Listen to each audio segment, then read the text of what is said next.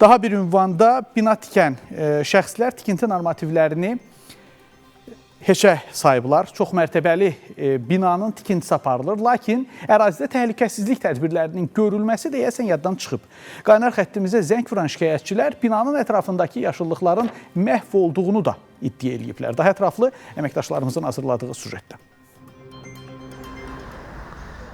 Cavan ağacı olub. Baxın, beton töküldüyünə görə qurudu. Yəqin belə eləyiblər də, onlar ki, yəni ağacı tez qurutsunlar ki, yəni nəysə öz məqsədlərinə çatsınlar. Buradakı həyət evlərinin giriş qapısı birbaşa hündür mərtəbəli binanın divarlarına açılır. Görüntülər Abşeron rayonu Xırdalan şəhər Heydər Əliyev prospekti Döngə 5 ünvanındandır. 5 mərtəbəli bina inşa edilir və hazırda binanın tikintisi davam etdirilir. Lakin ətrafdakı yaşayış evlərində təhlükəsizlik nəzərə alınıb, nə də evlərlə binanın ara məsafəsi gözlənilib. Ərazidə çox mərtəbəli bina inşa edilir. Həm tikinti normativləri pozulub, həm də buradakı yaşıllıq məhv edilib. Bina tikirsən də, bu binanın sakinləri oturmağa bir yeri istəyəcək də, yəni bu uşaq oynamağa. Saxla da bunu, park kimi saxla da burada.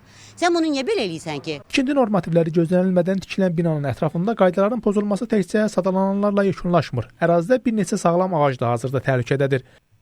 2 iri gövdəli ağac var ki, bu ərazidə. İkisi də qurumaq mərhələsindədir, hansı ki, ağacların kök hissəsi betonlanıb və elə bir neçə müddətdən sonra bu ağaclar tamamilə quruduğu üçün kəsiləcək. Bu sahibkar ki var ha, bu tikintini dayandırıb və o sahibkarı cəzalandırmaq lazımdır. Yüksək səviyyədə.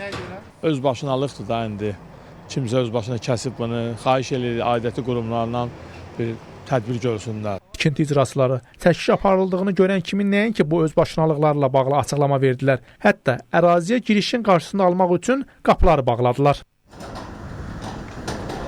Abşeron rayon icra hakimiyyətindən isə bildirildi ki, sözgedən ünvanda Rəhim Rəhimovun mülkiyyətində olan torpaq sahəsində qeyri-yaşayış obyektinin tikintisinə Dövlət Şəhərsalma və Arxitektura Komitəsi tərəfindən müvafiq sərəncam verilib. Bəs görəsən aidiyyəti qurumlar tikinti icazə verməzdən əvvəl layihənin normativ tələblərə uyğunluğunu yetərincə qiymətləndiriblər? Ekologiya və Təbii Sərvətlər Nazirliyindən isə bildirildi ki, həmin ünvanda ağacların qurudulması ilə bağlı hazırda Dövlət Ekoloji Təhlükəsizlik Xidməti tərəfindən araşdırmalar aparılır. Rəşad Vəkiloğlu, Nadir Cəlilov, Space xəbər.